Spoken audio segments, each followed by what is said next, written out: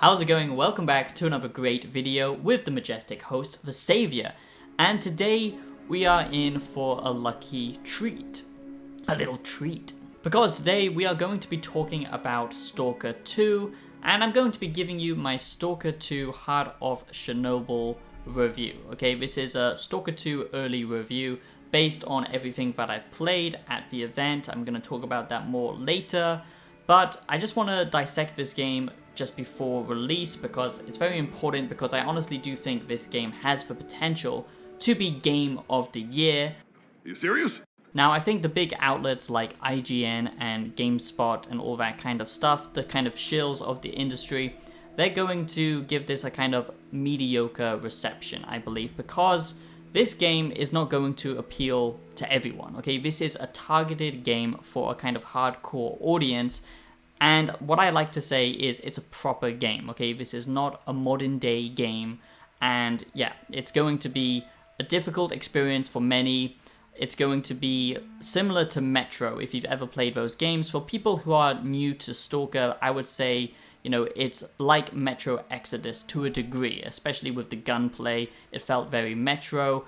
But for old school fans, for people who love the original Stalker games, I think you're going to be so happy with this because it's honestly paying respect to the original Stalker games, and it feels very much like a proper sequel, not a soft reboot or anything like that to try and placate to game journalists that can't actually play games, okay?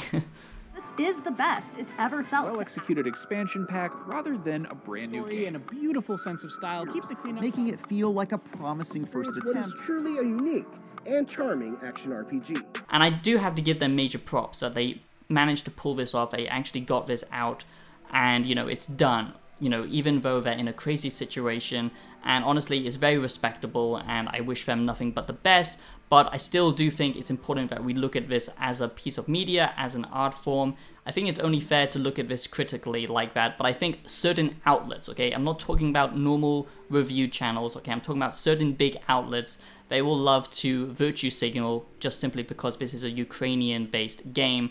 And I made a whole separate video about that, so do check it out if you are interested in that discussion.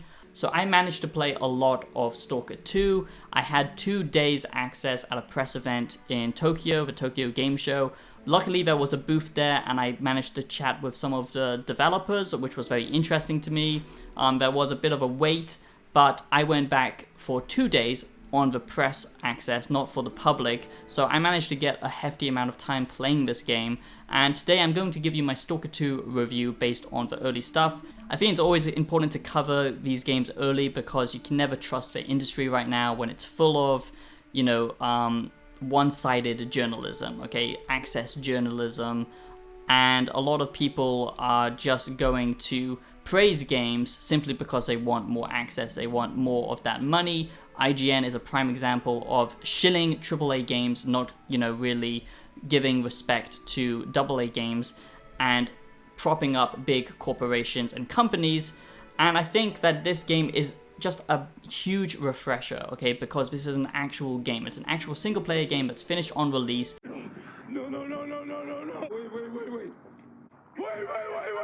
The Metro games always got overlooked, and I just hope that the same thing won't happen with Stalker 2, because I honestly do think this is what the industry needs more of. We need actual experiences like Stalker 2 that are finished, that aren't full of microtransactions or any of this, you know, live service garbage.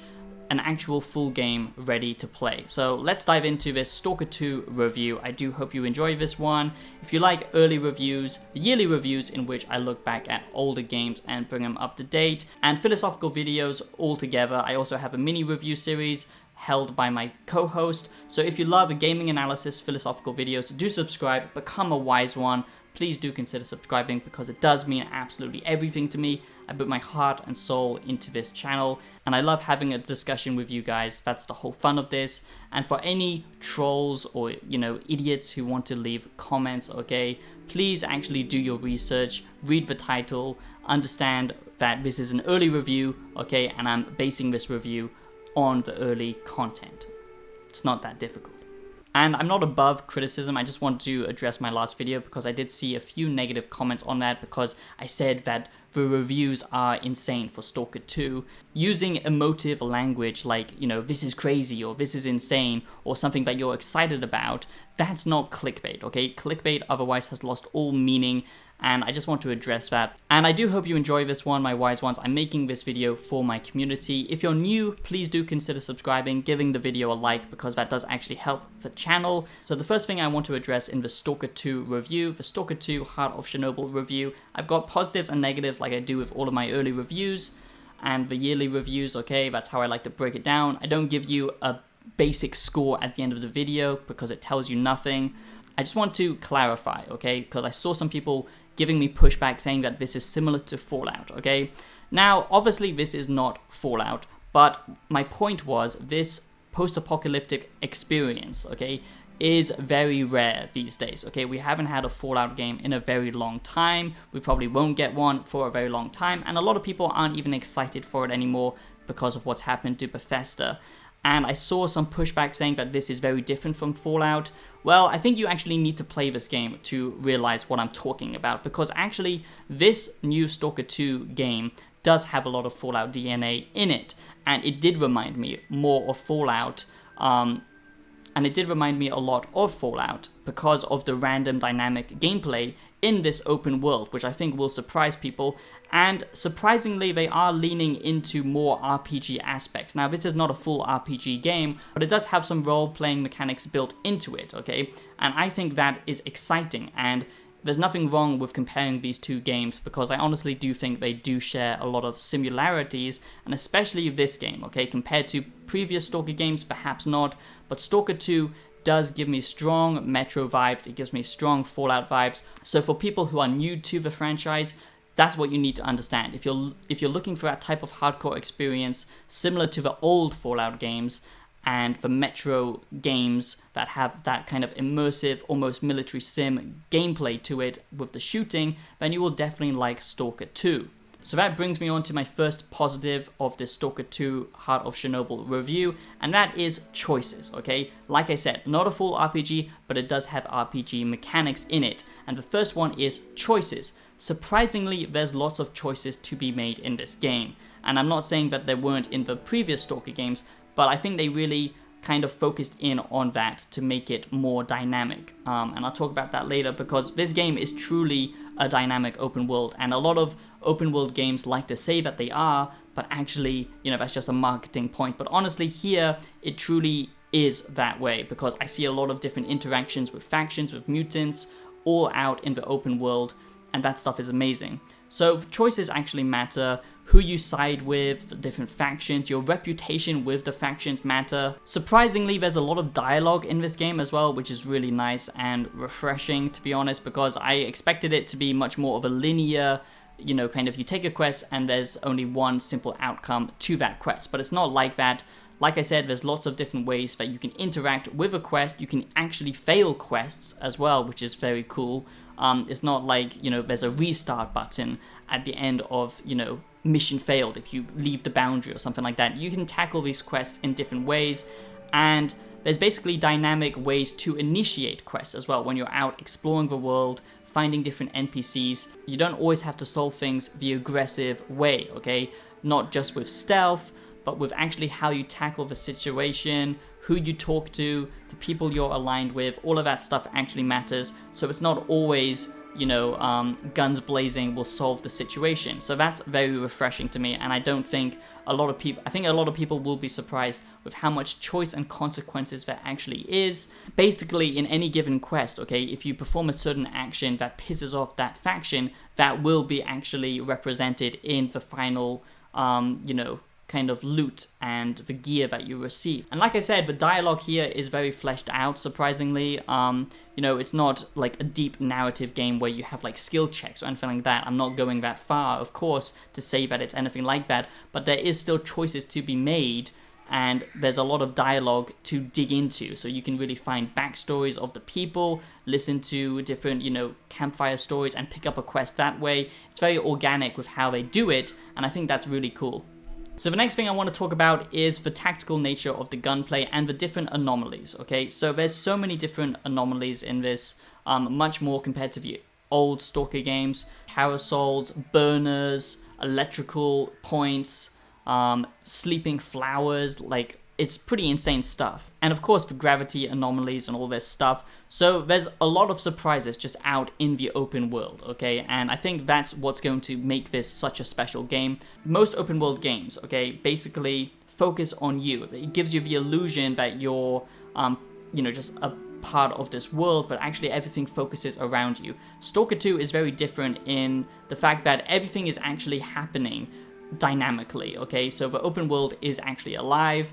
And that's why I did do my comparison to Fallout 3 in my previous video, having different caravans travel across the wasteland, and then the random, you know, the random mutants and enemies out in the open world would interact with them. That made it feel alive, and Stalker 2 is like that, but on steroids, okay? There's so many different interactions with mutants, with anomalies, other factions like the Renegades and stuff like that, and how you actually initiate that attack is all random, which is so cool, because you can take that fight anywhere. You can lead them in to a pack of, you know, mutated dogs.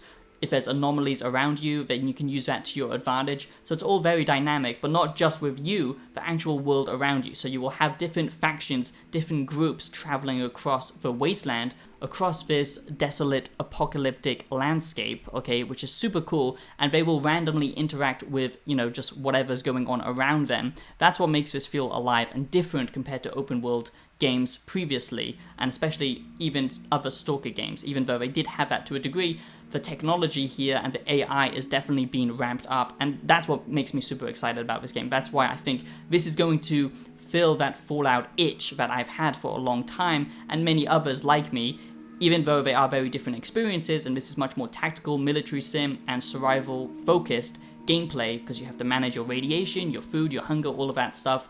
I still think it does have those RPG roots, which are interesting, even if it is not a full RPG game. It does have some of that RPG DNA, especially with the choices, much more compared to the previous Stalker games, but it also has that dynamic world, which makes it all feel alive, which is super cool.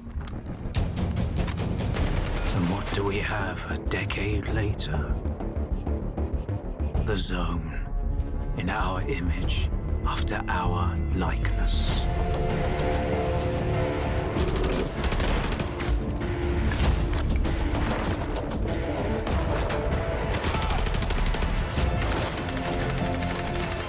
My men are still lying out there, and I can't even bury them.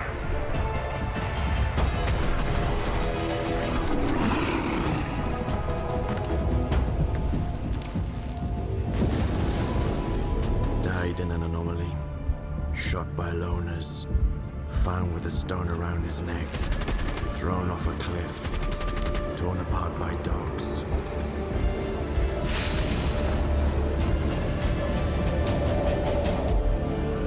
You cannot kill God, just like you cannot get rid of the sky up above.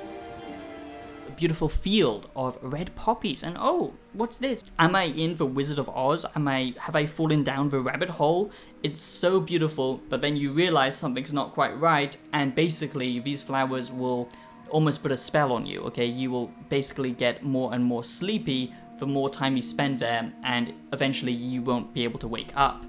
Stuff like that makes traversing this world interesting, because the anomalies are random, okay? You know, you can walk back and forth exactly, you know, the same location, but things will be different each time around. That's exciting to me, and most open world games don't have this kind of dynamic environmental hazards that Stalker has, but it's just been ramped up, and I think a lot of people are going to find that exciting, especially in a post-apocalyptic game where it is different compared to Fallout, where you have these set locations that you go explore and there's going to be quests there. This is much more random and dynamic with how all of these different factions interact, but even out exploration, there are things to be found. You know, you can find anomalies, you can find these different artifacts that will give you stat increases and protection from radiation, for example. Depending on the artifact that you find, they're going to be more surrounded by anomalies and other factions, so they might be more dangerous. That's what being a stalker is. That's why this game is fun, because you have to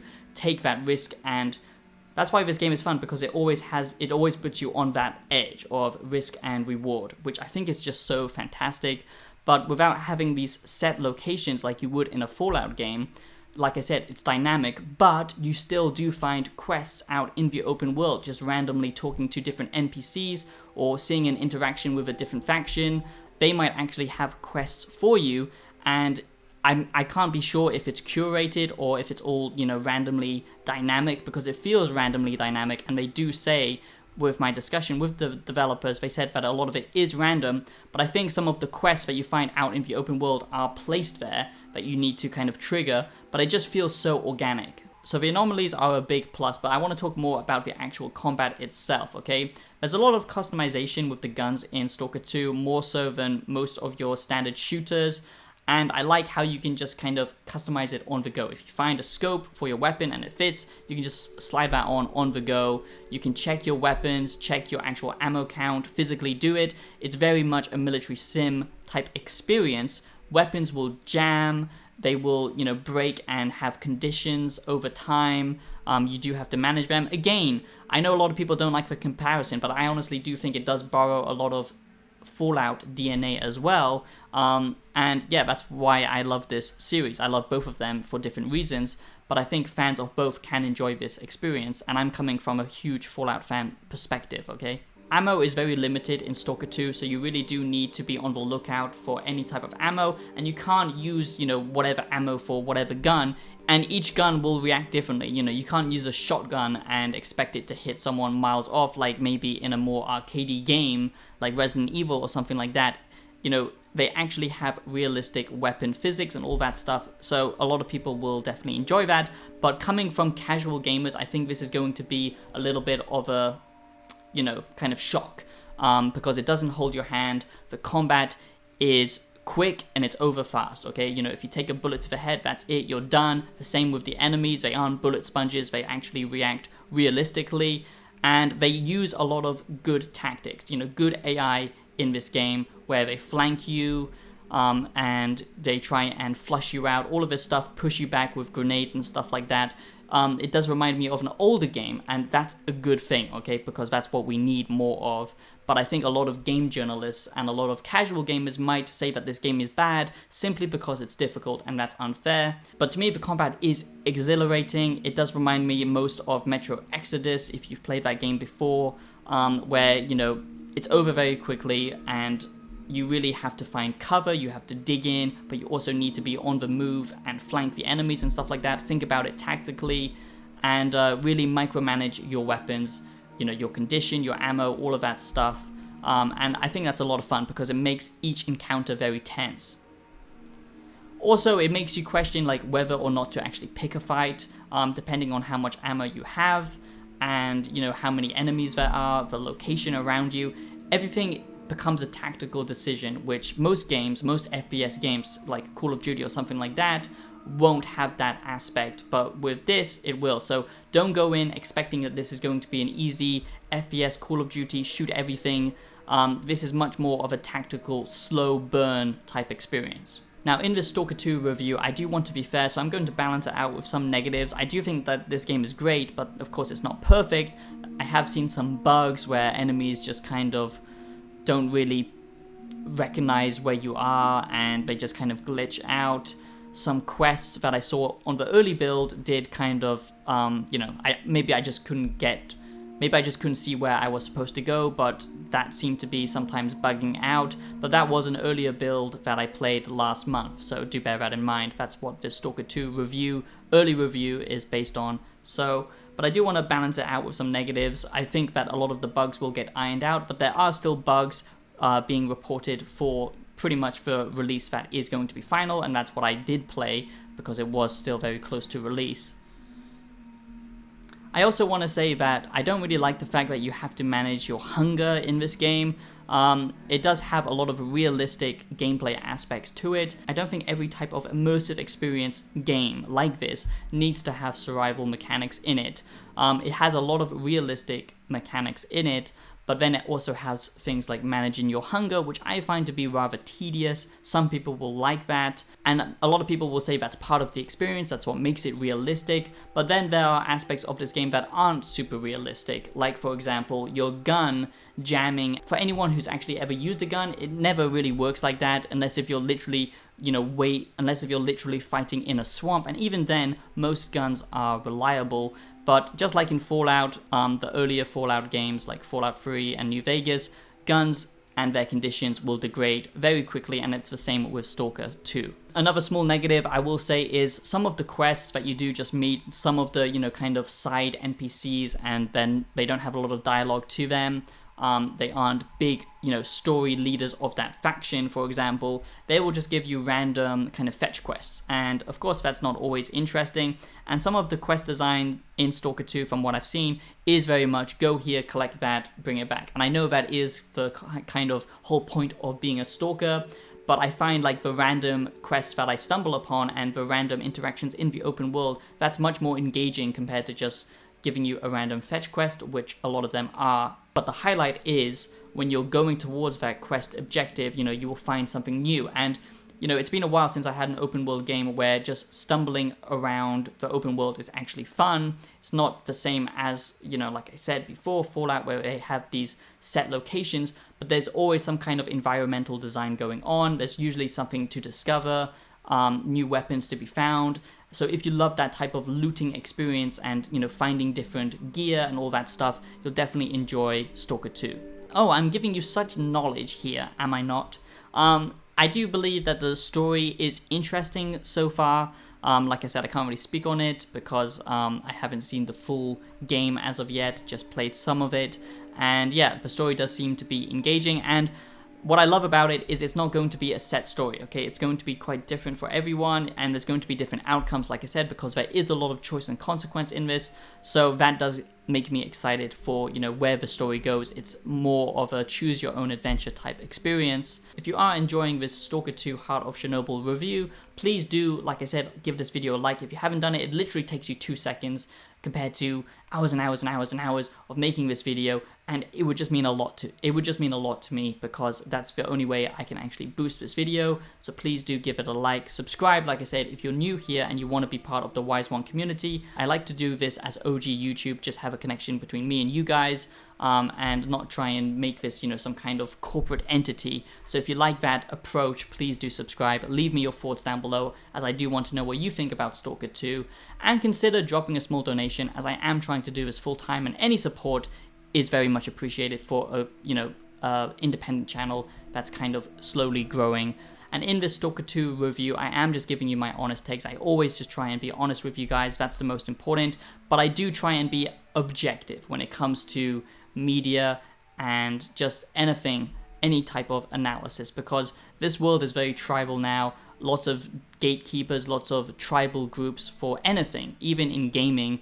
And I think it's just important to look at a game for what it actually is, but I won't try and hide the fact that this type of genre is exactly my cup of tea. I love this type of game, so of course I'm going to have a bit of a bias towards it, but I'm not gonna let that, distort this review. Another thing about Stalker 2, as you can see here, random dynamic events, okay? The weather, it's not really an anomaly, but, things will change, and it will change your visibility. So there's lots of different weather effects, radiation increases and all this stuff.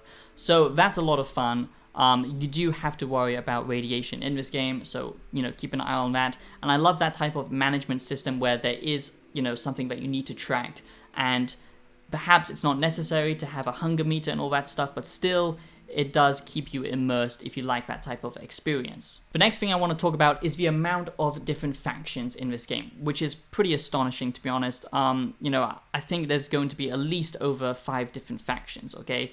There's lots of different groups in this game, which makes it feel immersive, alive. Everyone has their own ideology, and I like that there is morality questions in this game that you will have to decide, you know, which faction is best to align with, what ideology is right for you, all that stuff.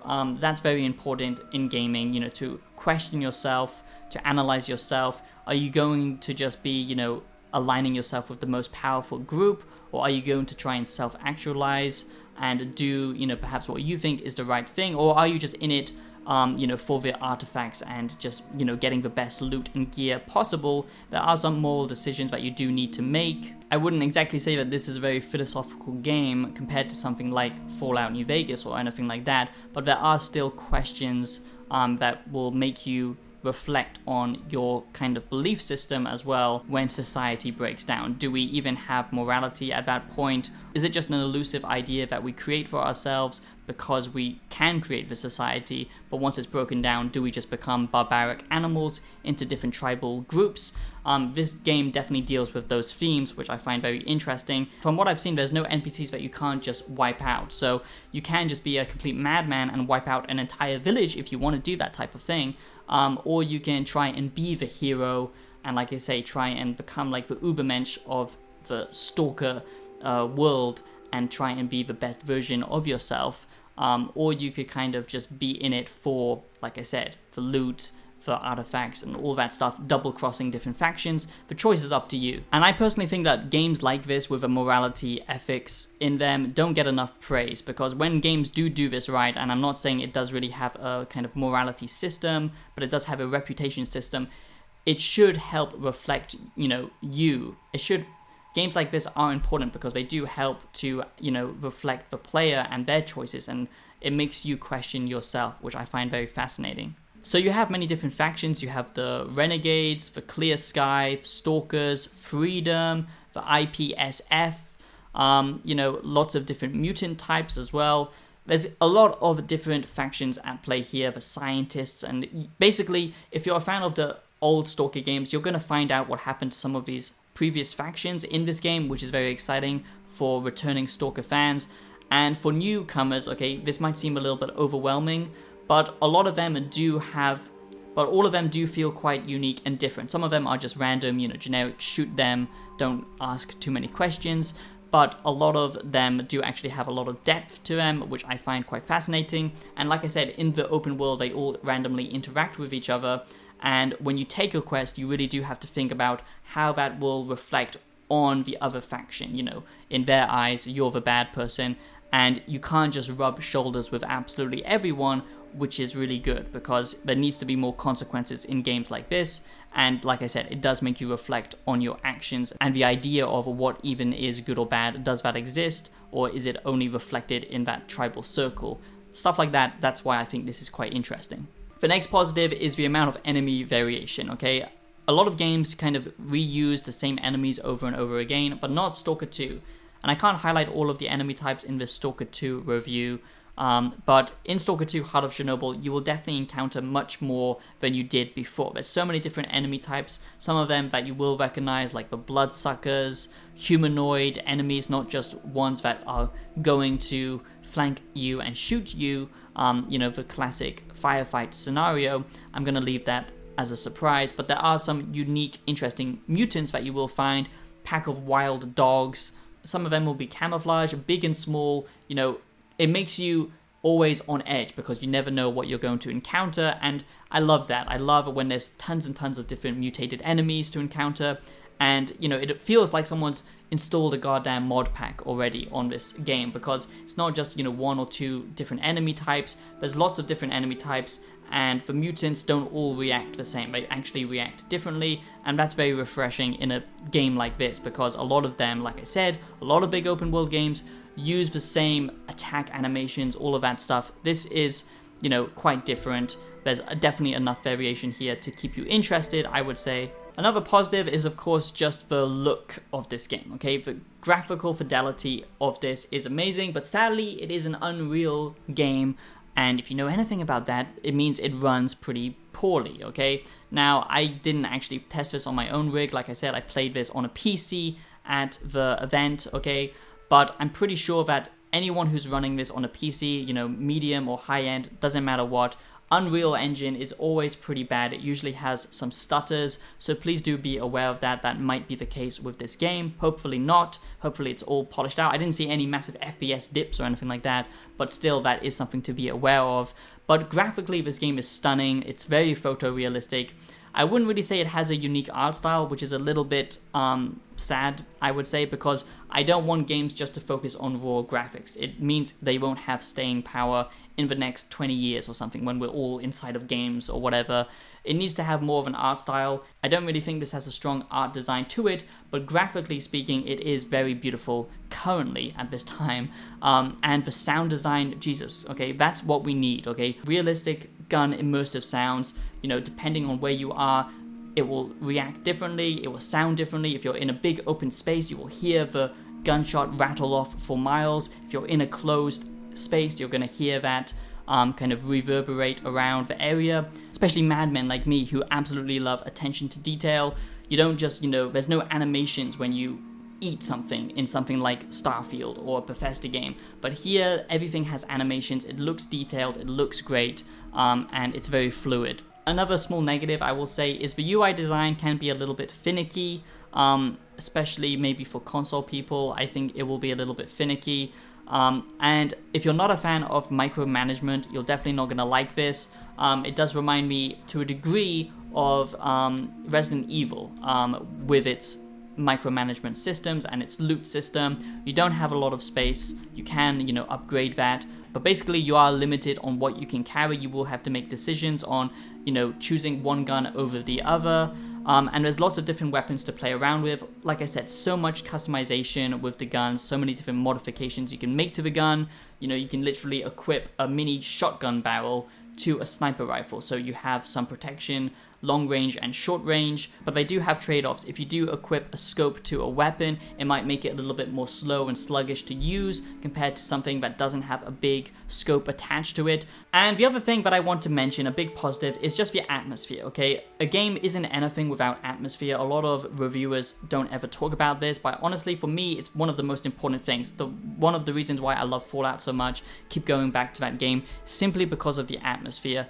The same with Metro, okay? This game has tons and tons of atmosphere, and actually, it can be quite a scary experience, and you should be prepared for that if you are, you know, not a big fan of horror games. This certainly isn't a horror game, but it is much more of a survival horror, tactical, immersive kind of light sim with a little bit of RPG elements on top of it. It's a lot of different things, you know, from a lot of different other games, but they all come together to make this unique package, and I think that's what makes Stalker 2 so special. That's what I just want to round off this Stalker 2 review with, is that it is a blend. It's a hybrid game, but it does still have that strong Stalker DNA from the older games.